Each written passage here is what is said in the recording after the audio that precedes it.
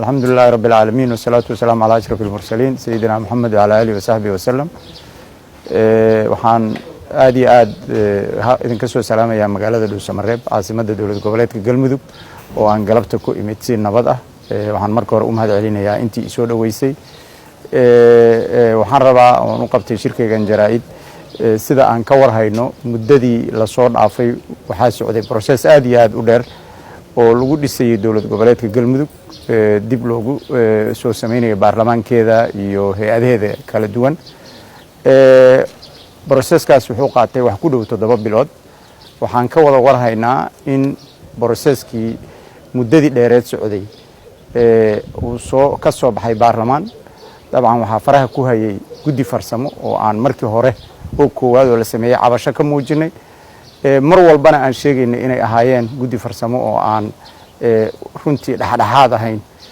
si kasta ha ahaatee waxaad ka warhaysaan in aad iyo aad xildhibaanadii kuwa soo baxay iyo kuwan soo bixinba loogu dhibaateeyay kuraasta odayaashii dhaqanka wada qaylinayad maqlayseen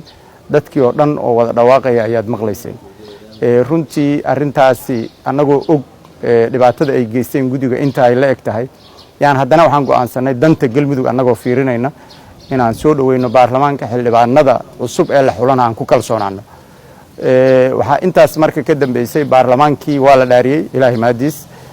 maantay Galmudug waxay leedahay baarlamaankeedii labaad waana ku faraxsanahay waana soo dhaweynaynaa waxa shaqadiisii koowaad dabcan qabsaday ninkii ugu weynaa ayaa gudoon u noqday shaqada koowaad ee u taalay baarlamaanku waxay ahayd inay doortaan guddi iska saaraan ka shaqeeya doorashada gudoomiyaha baarlamaanka guddigii ayaa la saaray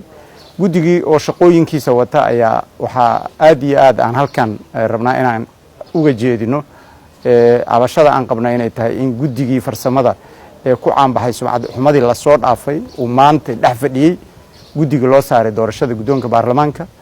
ayagoo maaragtay faraha kula jira siina wada howlihii hadda ka hor ay ku yara caanbaxeen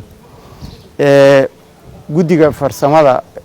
waxaan rabnaa in anagu aan ku kalsoonahay baarlamaanka u sheegno in guddiga baarlamaanku uu saaray arrimaha doorashada loo madax baneeyo shaqadiisa waxaan ka codsanaynaa guddigaas iyo gudoonka baarlamaanka ku meel gaarka ahba in banaanka ay ka noqdaan xubnaha ka socda guddiga farsamada wasaaradda arrimaha gudaha iyo xafiiska ra'iisul wasaaraha wixii hadda ka dambeeya inta ay dib geysteen waa ognahay gudoonka baarlamaanka ku meel gaarka iyo guddiga loo saaray doorashada gudoonka baarlamaankaba waxaan mar kale ka codsanaynaa in ay dadkaas runtii xubnahaas ka socda xafiisyada aan kor ku sheegay in ay arintaas banaanka laga dhigo baarlamaankuna uu shaqadiisa qabsado wixii hadda laga bilowdo baarlamaanka Galmudug waa ku kalsoonahay sidoo ku yimid ayagu mas'uul kama ahan cidii mas'uulka ka ahayd waa guddiga farsamada haddii hadda maanta ay shaqadoodii dhamaatay danahooda kale inay raacdaan hore baan u sheegnay inay yihiin shaqaale dawladda federaalka oo soo dirsatay shaqadoodii ha ku laabtaan fasaxoodii waa dhamaaday aad iyo aad baad u mahadsantihiin